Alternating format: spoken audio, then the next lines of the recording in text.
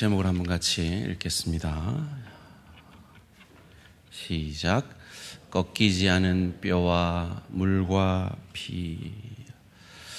저희는 2주간 예수님께서 십자가상에서 구약의 메시아, 오실 메시아, 그리스도에 관한, 구원자에 관한 예언들을 어떻게 세세하게 이루셨는지를 살펴보았습니다. 십자가상에서 그의 옷이 벗겨짐을 통하여서 우리의 부끄러움을 그가 대신 지시고, 그가 바로 오시리라 약속한 그 메시아, 그리스도, 구원자가 되셨음을 생각해 보았습니다. 그리고 구원의 일이 다 이루어진 줄 아시면서도 극도의 목마름의 상태 속에서 목마르다라고 또 고백하심으로 메시아에 대한 그 예언의 말씀, 그 말씀을 하나라도 더 이루시기 위해 그 목마름을 더하는 신 포도주를 마시심으로 한 영혼이라도 그가 메시아 그리스도 구원자 되신 것을 알고 믿게 하려는 그 마지막 몸부림을 치고 계신 우리 예수님을 만났습니다.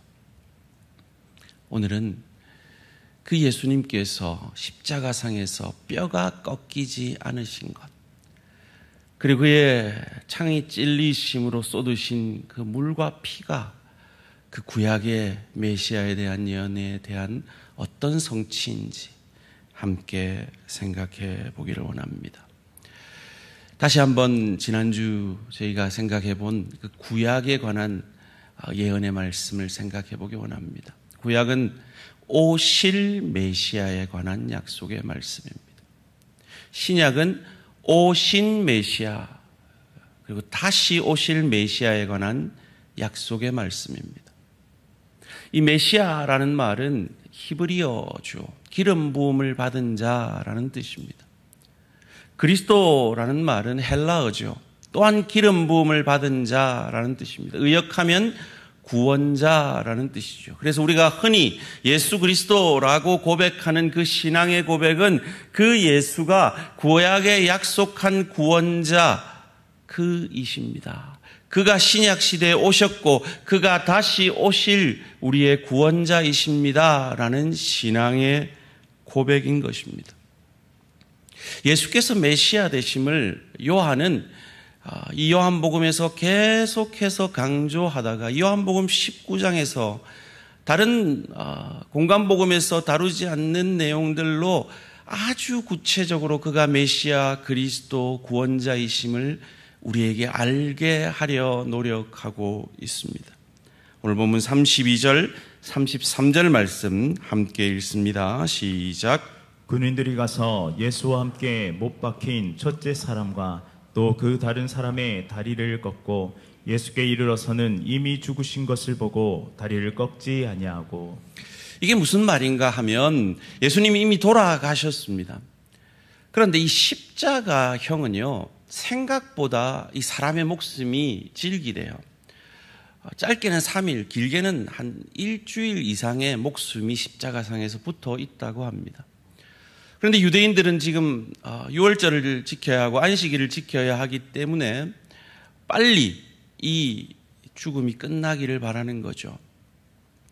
그래서 이 십자가에 달려 있는 사람들은 이렇게 짓눌려 가지고 이 폐가 짓눌려서 그 호흡이 막혀서 죽는 게 일반적이래요. 그런데 어떻게 버티느냐 하면 그 다리에 받치고 있는 그 나무에 다리에 힘을 주고 그 숨이 찬 것을 견뎌내고 있는 거죠. 그래서 그 다리에 뼈를 꺾어버리면 더 이상 그걸 하지 못하기 때문에 이 폐가 짓눌려서 죽게 된다고 합니다. 그걸 해달라고 하는 거죠. 자기들 거룩하려고 그걸 해달라고 유대인들이 부탁을 하는 겁니다. 로마 군병 입장에서는 나쁜 게 아니죠. 그래서 참 신기하게 오른쪽에 혹은 왼쪽에 있는 그 한 사람의 다리를 부렀습니다. 그러면 보편적으로는 그 다음 가운데 있는 예수님을 해야 되는데 성경은 이쪽 편에 있는 이 제수의 다리를 또 부렀대요. 그리고 예수님 다리를 부르려고 하니까 이미 예수님은 돌아가신 거죠. 그래도 확인차 부를 수 있는데 그 다리를 부러뜨리지 않은 겁니다. 하나님이 하신 역사죠. 이것에 대해서 요한은 36절 37절에서 이렇게 말합니다. 이 일이 일어난 것은 그 뼈가 하나도 꺾이지 아니하리라 한 성경 구약을 응하게 이루어지게 하려 함이라. 또 다른 성경에 그들이 그 찌른 자를 보리라 하였느니라. 이 뼈가 꺾이지 않은 것이 왜 중요하냐? 구약의 그 메시아에 관한 예언 가운데 그런 말씀이 있고 그것이 이루어지게 하려 함 때문이라고 요한은 그것을 해석해 낸 것입니다. 어떤 구약입니까? 시편 34편 19절 20절. 예수님 이 십자가 달리기 전 1000년 전에 다윗 왕을 통해 고백되어지고 있는 고백입니다. 의인은 고난이 많으나 여호와께서 그의 모든 고난에서 건지시는도다. 그의 모든 뼈를 보호하시며 그 중에서 하나도 꺾이지 아니하도다. 여러분, 우연이라도 여러분이 지금 어떤 글을 썼는데 그 글이 1000년 전에 누군가에게 이루어지게 하실 수 있겠습니까? 그럼 불가능하죠. 그런데 하나도 아니고 둘도 아니고 수백 구절이 이 메시아에 대한 예언을 수천 년 전에, 짧게는 수백 년 전에 기록하고 있는데 그 기록이 정확하게 이루어지고 있다는 이것. 이건 시간을 초월하는 존재. 하나님이 하시지 않고는 불가능한 일이라는 겁니다. 그 시간을 초월하는 그 하나님께서 여러분을 구원하시기 위해 오늘 이 본문을 여러분에게 만나게 하고 계신 겁니다. 그가 뼈가 꺾이지 않으므로 그가 의인이심을 증거해 내셨습니다. 그리고 그가 우리를 위한 구세주이신 것을 출애굽기 12장 46절은 이렇게 가르쳐 줍니다. 한 집에서 먹되 그 고기를 조금도 집 밖으로 내지 말고 뼈도 꺾지 말지며. 이게 무엇에 관한 말씀이냐 하면 6월절 어린 양을 잡을 때 뼈를 꺾지 않고 잡으라는 거예요. 왜요? 그 6월절 어린 양이 오실 메시아 그리스도에 대한 상징인데 그 메시아가 6월절 어린 양처럼 뼈가 꺾이지 않을 것이기 때문에요. 이 수천 년 전에 예언된 이 말씀이 6월절 어린 양으로 우리를 대속하기 위해 우리를 심판하러 오는 하나님의 사자의 그 심판 앞에 문설주에 박혀진 그 어린 양의 피를 보고 6월 패스오버 건너뛰게 하시는 그 은혜. 그 집 안에 있는 그 사람들이 죄된 상태이든 아니든 아무 상관없이 그 어린 양의 피만을 보고 죄를 건너뛴 것처럼 우리의 상태와 상관없이 우리가 믿는 예수 그리스도의 십자가 보혈로 우리의 과거, 현재, 미래의 모든 죄가 사함받고 하나님의 심판으로부터 유월되었음을 믿으시기를 주님의 이름으로 축원합니다. 그것을 우리에게 오늘 이 자리에 아직도 예수를 나의 구주, 나의 하나님으로 믿지 못하고 있는 분들에게 믿게 하시려고 죽어서까지도 그 뼈가 꺾이어지지 않음을 통하여 내가 너를 구원한 6월절 어린 양이다. 내가 너를 구원한 메시아 그리스도 구원자다라고 여러분에게 속삭이고 계신 겁니다. 오늘 본문 37절에 찌른 자를 보리라라는 구약의 예언도 있다라고 말하죠. 그건 스가랴 12장 10절에 관한 예언인데요. 그것도 참 재밌게 이루어졌어요. 오늘 본문 요한복음 19장 34절 35절 말씀 함께 읽습니다. 시작. 그중 한 군인이 창으로 옆구리를 찌르니 곧 피와 물이 나오더라. 이를 본 자가 증언하였으니 그 증언이 참이라. 그가 자기의 말하는 것이 참인 줄 알고 너희로 믿게 하려 함이니라. 이 로마 군병들이 아주 고약해요. 이 양쪽 편에 이 죄수들은 뼈를 꺾었는데 이 사람들은 창을 안 찔렀는데 예수님 옆구리에만, 이미 죽은 예수님 옆구리에만 창을 찌르는 거예요. 왜요? 그냥 우연히 그렇게 됐을까요? 아니요. 하나님이 예언하신 이 스가랴 12장 10절의 말씀을 이루려 하심이죠. 이것을 사도 요한이 요한복음을 쓰고 난 다음 그가 죽기 전에 쓴 요한 1서 5장 6절에서 이렇게 해석을 하고 있습니다. 이는 물과 피로 임하신 이시니 곧 예수 그리스도시라. 물로만 아니라 물과 피로 임하셨고 증언하는 이는 성령이시니 성령은 진리니라. 지금 이 예수님의 십자가 장면을 그 앞에서 보고 있는 요한이 쏟아진 그 물과 피의 의미가 무엇인지를 이렇게 해석하고 있는 것이죠.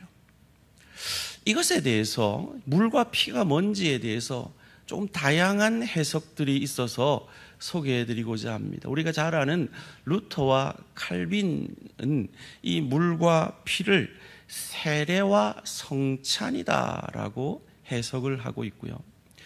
그 유명한 교부 어거스틴은 그리스도의 십자가 희생이다라고 해석을 하고 있고, 대다수의 현대 신학자들은 세례 요한으로부터 받은 세례가 물이고 십자가에 설리신 대속의 피가 피다라고 해석을 합니다. 저는 이게 다른 해석같이 보이지가 않아요. 같은 말이죠. 성찬이 뭡니까? 십자가의 그 희생, 예수님의 몸과 피잖아요. 그 대속의 피를 상징하는 거죠. 무슨 말입니까? 지금 예수님이 왜 창에 죽어서까지 찔리셔서 물과 피를 흘리십니까? 찌른 자를 보리라 예언한 그 스가랴 12장 10절의 그 예언을 이루심으로 말미암아 그가 메시아, 그리스도, 구원자이심을 한 영혼에게라도 더 전하고자, 한 영혼이라도 이것을 믿고 구원받게 하고자 죽어서까지 이 구원의 역사를 이루고 계신 겁니다. 이것을 그 앞에서 목도하고 있던 요한에게 그 역사가 임하였습니다. 오늘 본문 요한복음 19장 35절이 가르쳐줍니다. 이를 본 자가, 자기가 증언하였으니 그 증언이 참이라.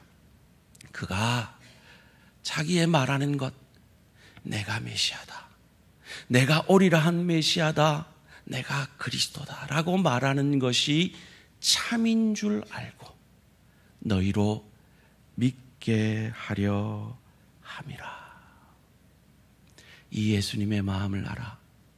아직 예수를 나의 구주, 나의 하나님으로 믿지 못하고 계신 분 계시면 오늘 이 자리에서 이 예수를 나의 구주, 나의 하나님으로 믿고 영접하시기를 주님의 이름으로 축원합니다. 지난주에 말씀드린 대로 예수님은 이미 충분히 자신이 메시아인 것을 증명해내셨고 그 구원의 일을 다 이룬 줄 아시면서도 극도의 죽음과도 같은 목마름 속에서 자기가 목마르다 하면 신포도주가 자기 입에 올 것을 아시면서도 그 메시아에 관한 구원의 약속의 말씀을 이룸으로 한 영혼이라도 구원하시려 하셨다 하는 것을 요한복음 19장 28절을 통해서 우리는 확인해 보았죠. 그 후에 예수께서 모든 일이, 이 구원의 일이 이미 이루어진 줄 아시면서도 이 구약 성경 예시야에 관한 이 예언을 응하게 이루어지게 하려 하사 이르시되 내가 목마르다 하시니, 죽기 전에도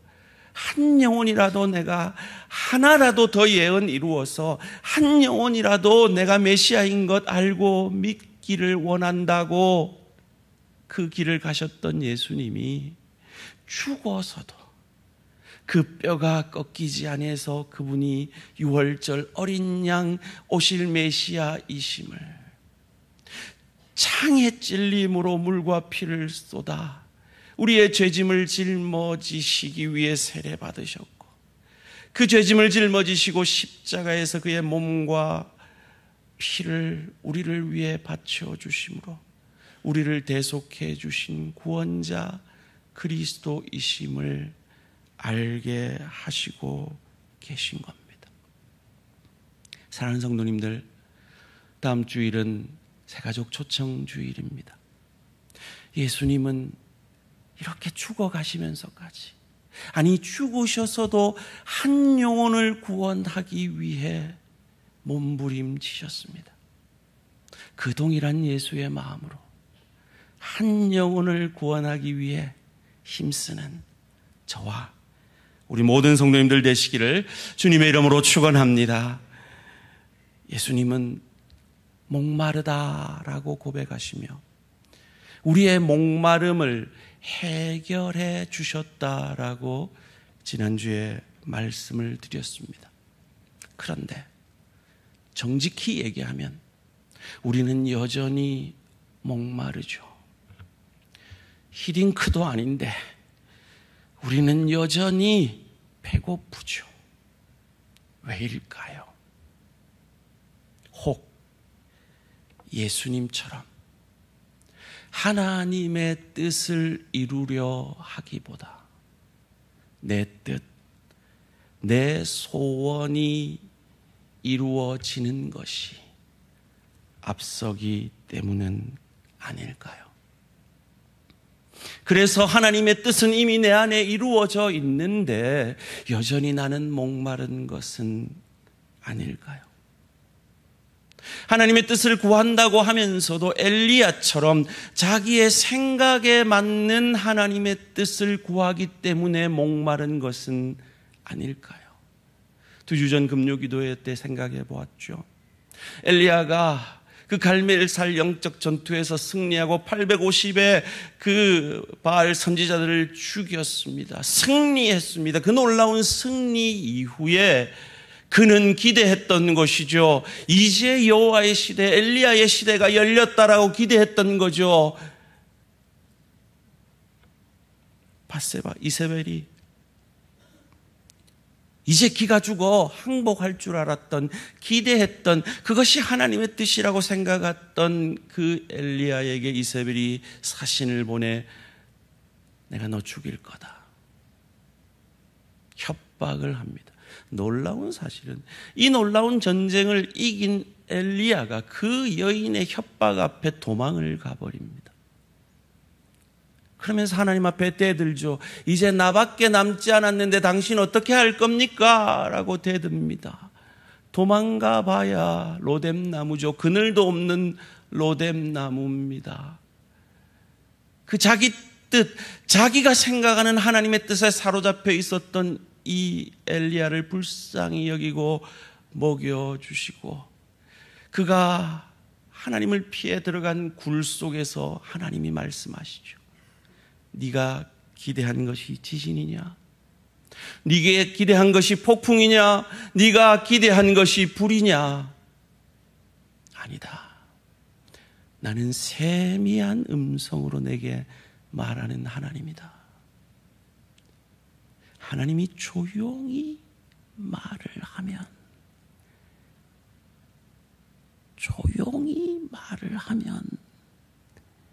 지금 제 말이 들리십니까?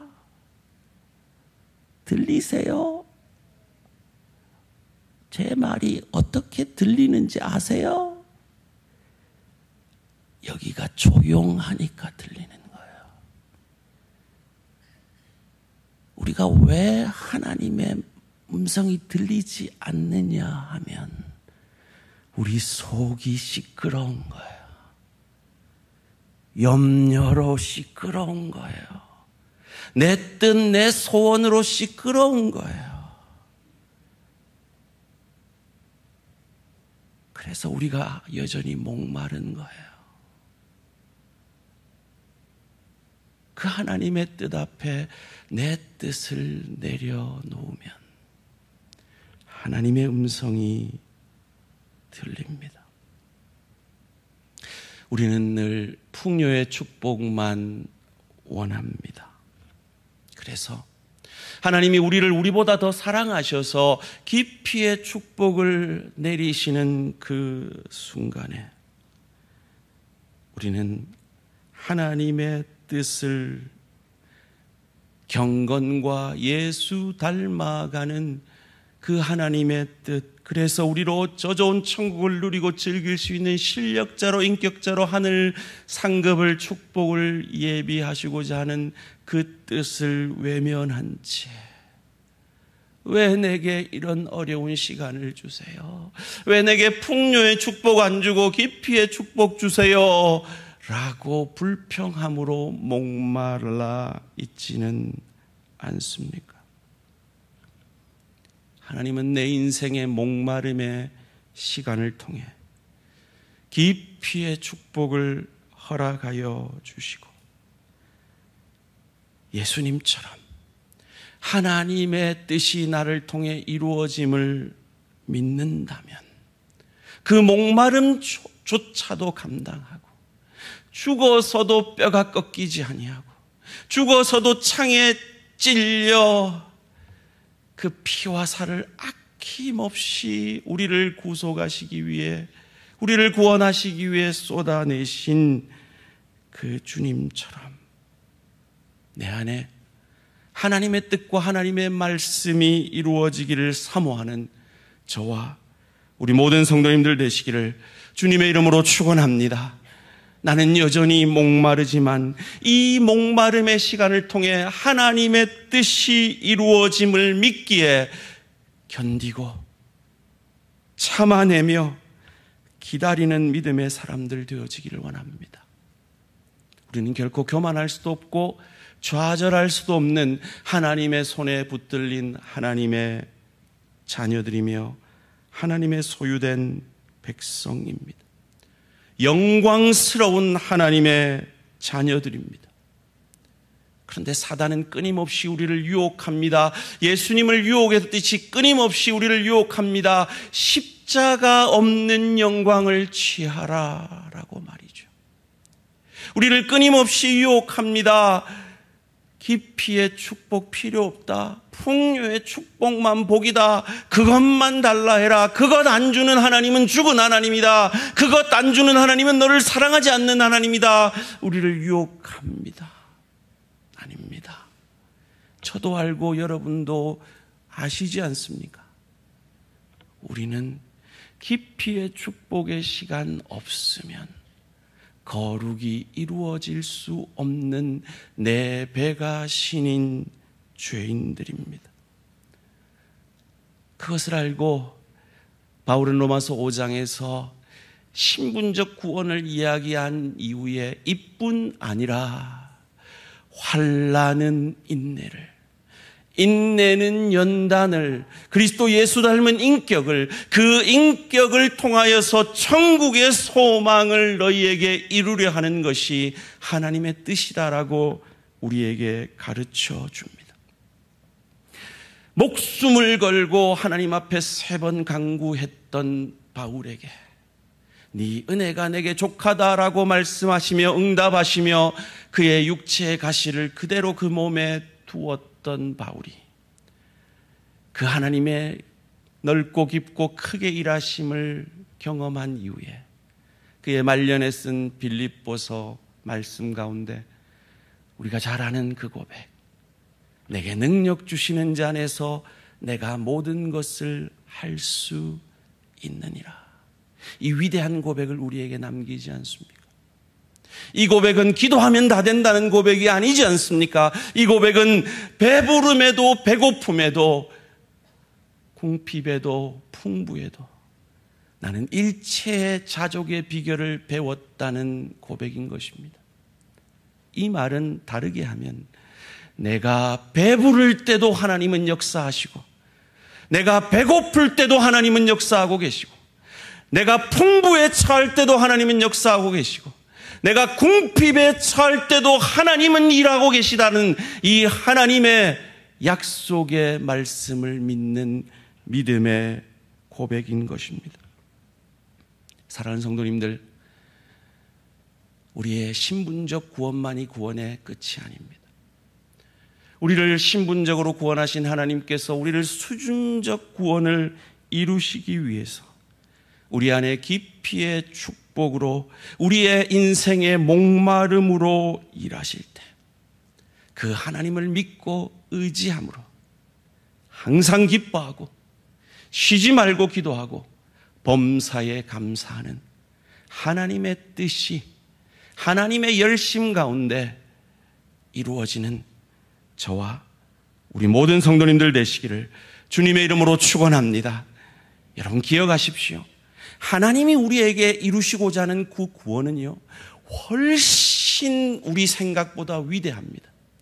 그것을 바울은 에베소서 5장 26절 27절에서 이렇게 말합니다. 함께 읽습니다. 시작. 이는 곧 물로 씻어 말씀으로 깨끗하게 하사 거룩하게 하시고 자기 앞에 영광스러운 교회로 세우사 티나 주름 잡힌 것이나 이런 것들이 없이 거룩하고 흠이 없게 하려 하심이라. 잠깐 띄어놔 주시고요. 하나님은 지금 우리 가운데 우리를 영광스러운 교회로 세우고 계십니다. 그런데 우리에는 아직 티가 있어요. 주름 잡힌 게 우리 있어요. 하나님은 그걸 다림질하고 계신 거예요. 뜨겁죠. 힘들죠. 아프죠. 그런데 그 시간을 통해 거룩하고 흠이 없는 저 좋은 천국의 주인인 예수를 닮아가게 함으로 저 좋은 천국을 누리고 즐길 수 있는 실력자로 인격자로 우리를 준비시키고 계심을 믿으시기를 주님의 이름으로 축원합니다. 성경은 우리에게 약속합니다. 우리가 믿는 하나님은 졸지도 아니하시고 주무시지도 아니하시고 우리 집사님 기도하신 대로 눈동자와 같이 우리를 지키시는 하나님이십니다. 지금 어떤 어려움 가운데 계십니까? 그 어려움 속에서 하나님의 손길이 여러분의 인생 가운데 함께하고 계시다는 것 믿으시기를 주님의 이름으로 축원합니다. 우리가 믿는 하나님은 주무시는 하나님 아닙니다. 돌아가신 하나님 아닙니다.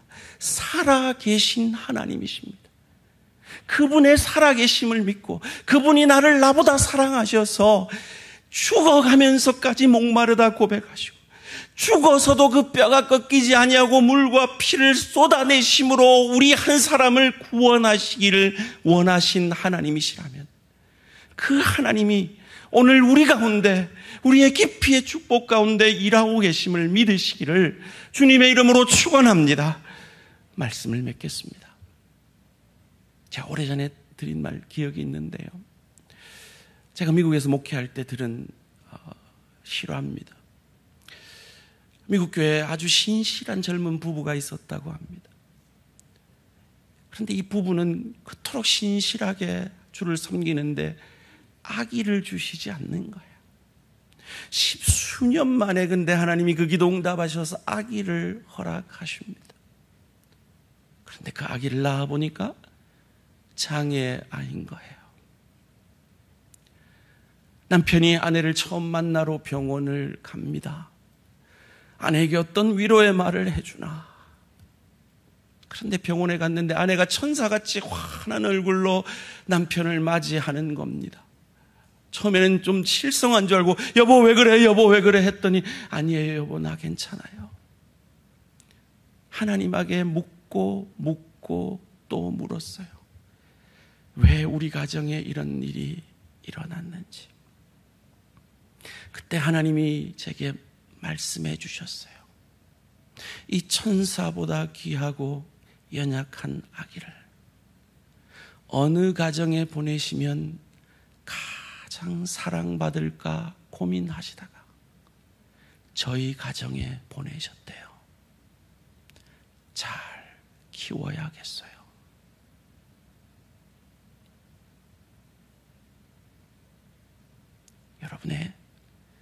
하나님이 여러분에게 맡기신 아기는 무엇입니까? 잘 키우셔서 그리스도 예수의 형상까지 빚어주시고 그를 통하여 치유받은 치유자로 쓰임받는 저와 우리 모든 성도님들 되시기를 주님의 이름으로 축원합니다.